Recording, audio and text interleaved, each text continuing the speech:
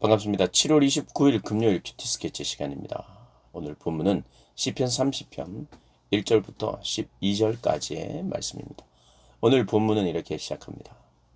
여호와여, 내가 주를 높일 것은 주께서 나를 끌어내사 내 원수로 하여금 나로 말미암아 기뻐하지 못하게 하심이니이다. 여호와여 내 하나님이여, 여호와 내 하나님이여, 내가 주께 부르짖음에 나를 고치셨나이다. 오늘 본문 역시도 주님께 부르짖음에 대한 부르짖을 상황에 대해서 그런 상황에 놓였었고, 그 상황에서 부르짖음으로 말미암아 주님의 응답하심이 있다는 것. 주님의 응답하심은 다양한 것입니다. 내가 원하는 거 100만 원이 생겼으면 좋겠다 할 때 하나님의 응답은 꼭 100만 원이 생기는 것, 그게 응답만은 아니죠. 100만 원보다 더 주시는 것도 은혜고 응답이며, 좀 기다려라, 나중에 줄게, 극적으로 더 은혜롭게 줄게, 혹은 안 줄게. 하나님으로부터의 응답이에요. 그런 것도 이제 응답이고요. 내가 이 어떤 삶을 선택하며 살아야 할지, 또 나에게 있는 이 문제를 어떻게 풀어야 할지, 이것도 하나님께 부르짖을 때가 있지 않겠습니까? 근데 하나님께 부르짖을 때 하나님이 지혜를 주시는 것도 응답이에요. 이런 아픔과 어려움과 힘든 상황 속을 어떻게 헤쳐나갈까 할 때 하나님이 키를 주시기도 해요. 그 문제를 풀어가는 원리를 깨닫게 하시기도 해요. 기도하는 동안 만남을 통해서나 사건을 통해서 역사하셔서 그 안에서 내가 보고 배우고 깨닫게 되는 그런 은혜들이, 기도의 응답이라는 것이 기도하는 시간에만 일어나는 것이 아니라, 기도하고 기대하고 갔더니 그곳의 현상이 변해져 있거나 나에게 깨달음이 오거나 하는 이 모든 것이 응답이죠. 그래서 부르짖었어요. 왜 부르짖었냐? 주로 대적이 있고 원수가 있기 때문입니다. 여러분, 우리가 부르짖을 만한 상황이요, 여러 가지 사건 사고가 생길 수도 있어요. 갑자기 불행한 사건이 생길 수도 있습니다. 교통사고가 난다든지, 정말 그렇지 않기를 원하는데 갑자기 굉장히 위험한 병에 걸린다든지, 심하게 다친다든지, 이런 것들이 갑작스러운 상황들, 이런 것도 우리에게 큰 아픔과 시련이 되지만, 더 많은 경우에 우리의 가슴 속에 깊이 남고 우리의 가슴을 후벼 파고 쓰라리는 경험은 대적자들, 원수들 때문이죠. 그 원수들과 대적자가 지금 모든 상황에서, 시편의 대부분의 상황에서 있습니다. 원수가 있고요. 근데 원수가 나를 상처를 준 것이 있고요. 원수를 쫓아내고 원수를 극복하게 하시면서 나의 상처를 또 싸매주시는 거예요. 원수가 극복된 것이 또 상처의 치유이기도 하고요. 어쨌든 원수가 아프게 하고 원수가 힘들게 하는 것들을 고쳐주시는 하나님, 질병이 있을 때도 고쳐주시는 하나님, 원수들을 통해서 가진 아픔도 고쳐주시는 하나님. 그래서 원수가 있고 고쳐주심이 있고, 그럼 어떤 무엇이 있습니까? 찬송이 있고 감사가 있죠.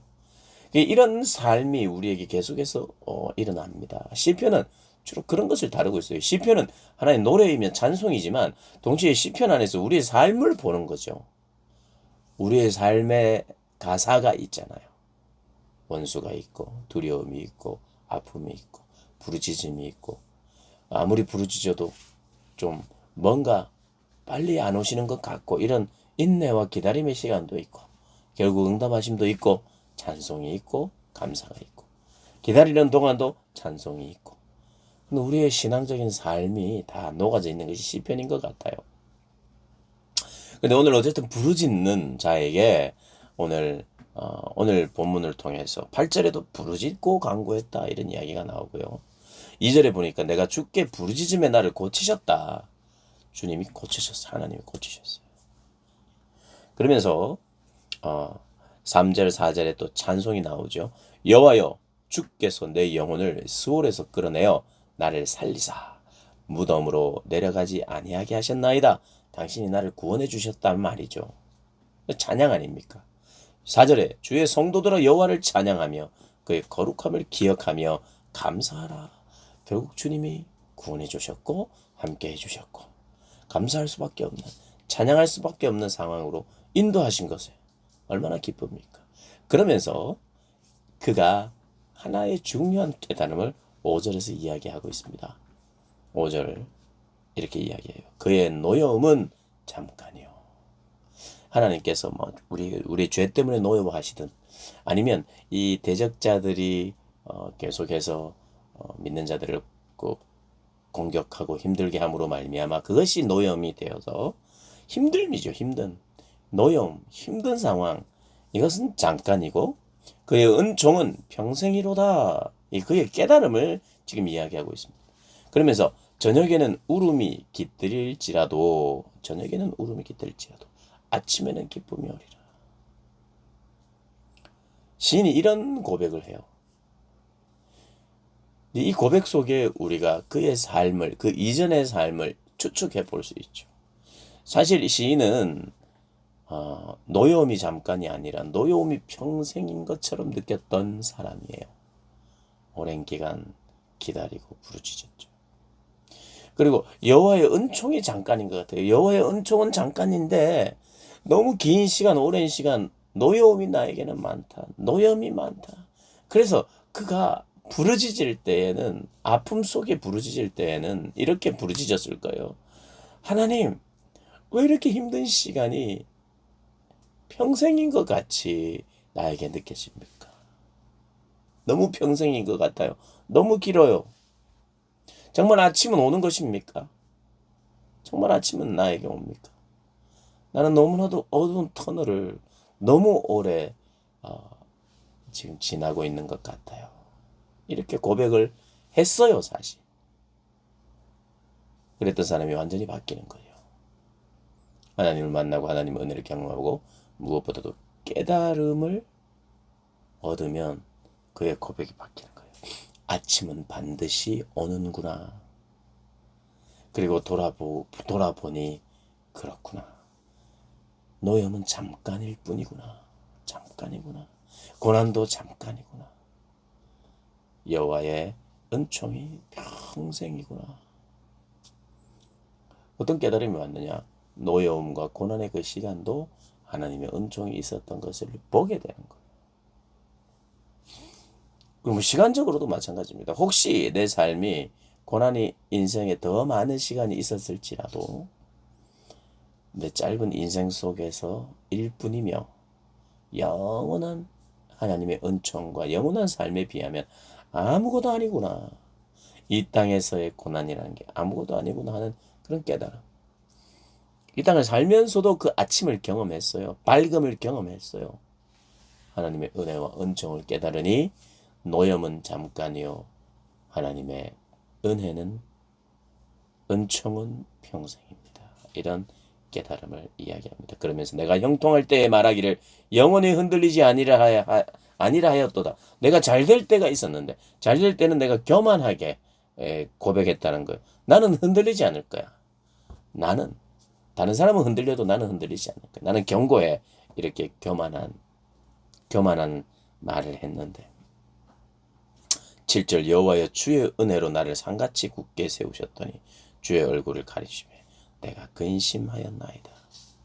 주님이 산같이 나를 굳게 세우셨는데 내가 교만해서 내가 말하기를 나는 영원히 흔들리지 아니하는 그런 교만한 삶을 살았습니다. 교만을 떨었습니다.